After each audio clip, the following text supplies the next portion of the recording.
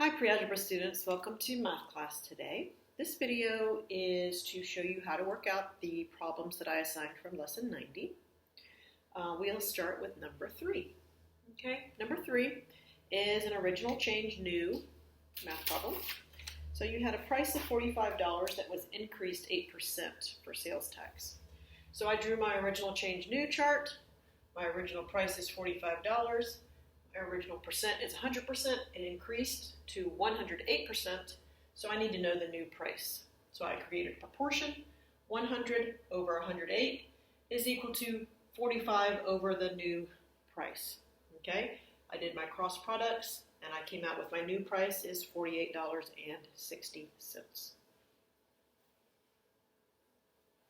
Number 5 is a probability problem. They want to know the probability that I get heads if I flip a coin 5 times. Okay, so that means the probability of the first flip times the probability of the second flip, on and on and on, 5 times.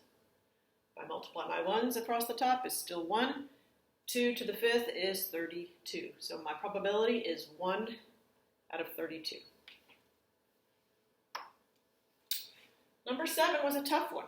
Okay, we had to draw this rectangle. And hopefully you figured out that the rectangle is actually a square.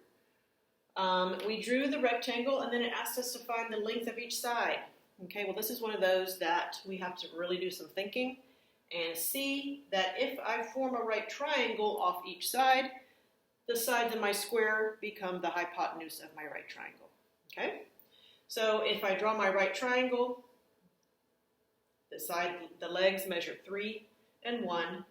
So if I take 3 squared plus 1 squared, that'll give me c squared with my Pythagorean theorem. 3 squared plus 1 squared is 10.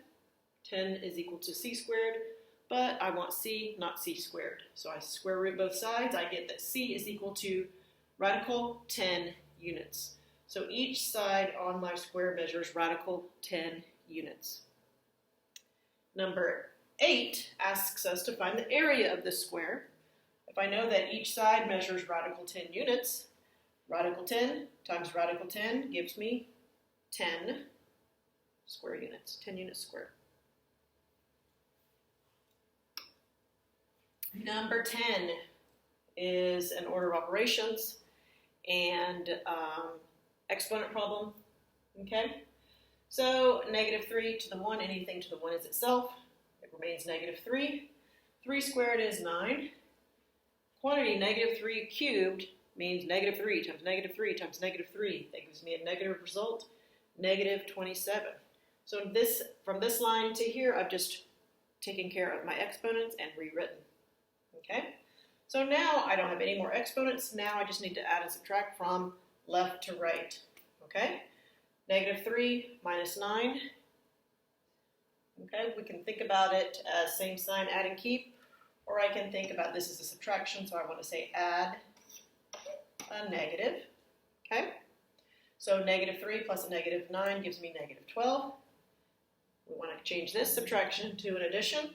So I want to say add the opposite. Add the opposite of negative 27 is positive 27. Negative 12 plus positive 27. Opposite sign, so I need to subtract them. 27 minus 12 is 15. Keep the sign of the bigger one. It is positive. Number 13 is where we have negative exponents. So on this one, there was 2 ways you could have gone about this, okay? Here's our original problem.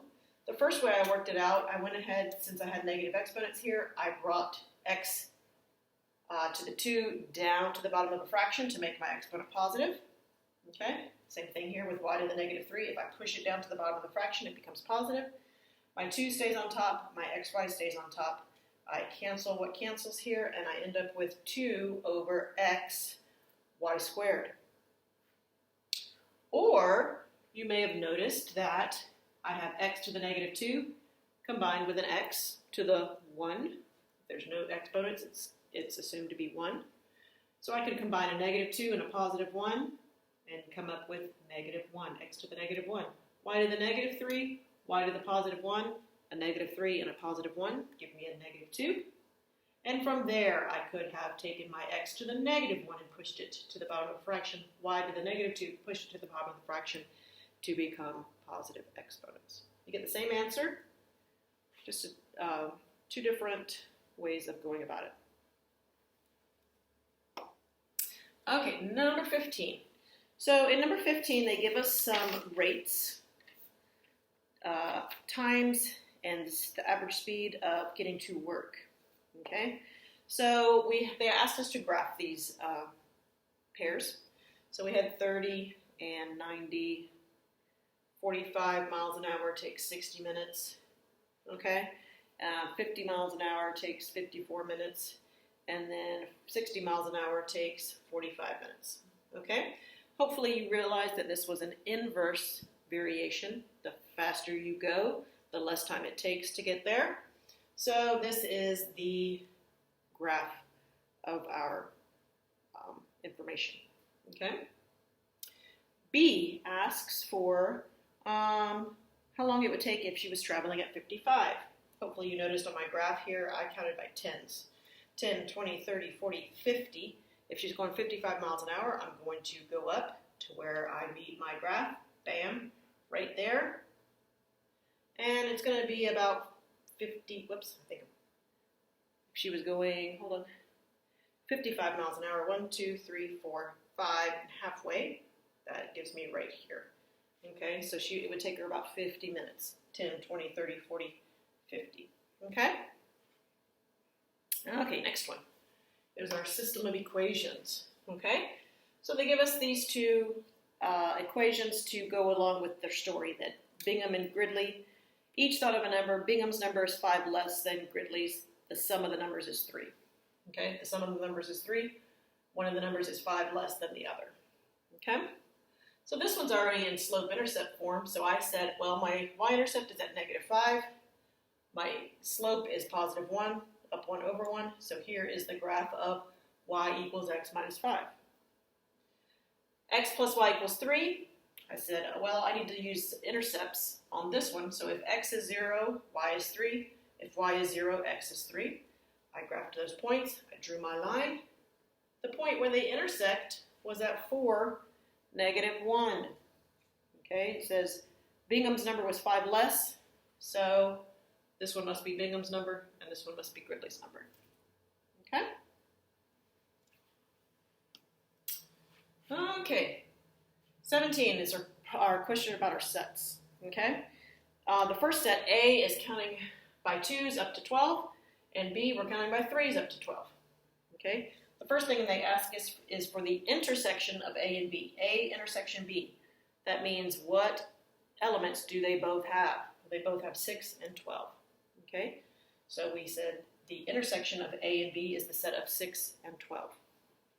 A union B, okay, if we want the union, then every element of every set has to be represented. So I just start with the lowest number and end with the highest number. They both have a 6 and they both have a 12, but I don't have to put the 6 and the 12 in there twice, as long as each element is represented in our union. Okay? Number 18 was our unit multipliers problem. So we want to convert 60 miles per hour. We want to go to feet per second. So I decided to start with my miles to change first. Okay, so my first unit multiplier, I said 1 mile is 5,280 feet. So now I can get rid of my miles and I'm at feet, which is what I want. Then I concentrated on getting rid of the hour. I said 1 hour is the same thing as 60 minutes. So I can get rid of my hours now. Then they want us to go to seconds. So now I said, okay, 1 minute is 60 seconds, so I can get rid of my minutes now. And now I have feet and seconds, which is what I want. Okay? Now I just have to do my multiplying and dividing.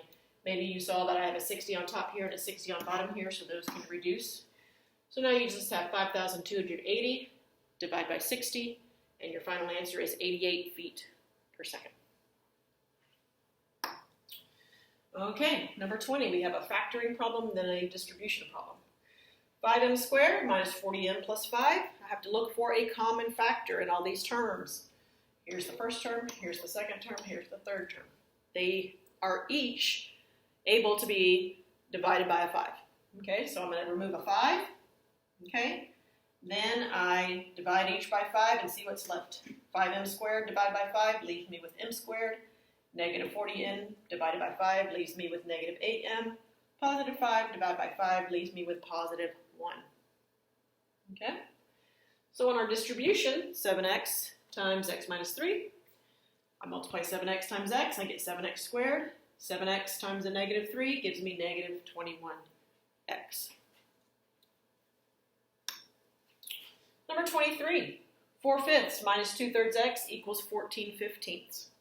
Okay, step by step, guys. What's the term containing the variable? Negative 2/3 x. What's happening to negative 2/3 x?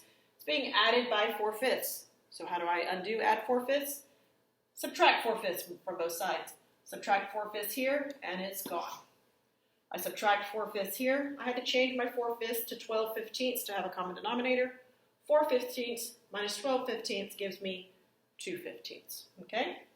So now when I rewrite, I have negative 2/3 x equals 2/15. What's happening to x? It's being multiplied by negative 2/3. How do I undo multiply by negative 2/3? Divide by negative 2/3, which means multiply by the reciprocal of negative 2/3, which is negative 3/2.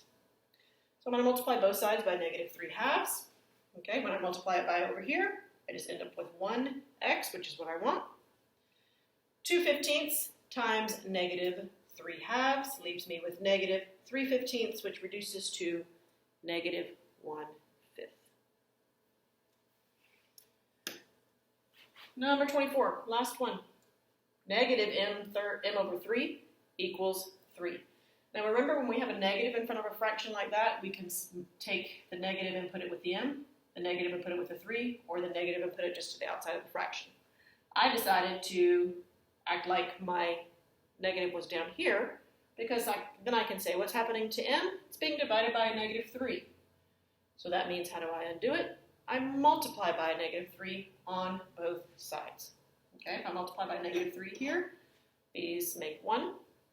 So I just have m, and 3 times a negative 3 gives me negative 9. Okay? Hope you did well on your assignment. Check your work. Make sure to keep your work in your notebook, okay? Just to make a mark. If you made mistakes, go back, figure out what you did wrong. I'm hoping that explaining the problems like this is helping you to understand, oh, I did okay up till here, I messed up here, or I totally didn't get it, or I got this procedure down, okay? So just keep track of all your stuff, hold on to everything, and hope you have a great day.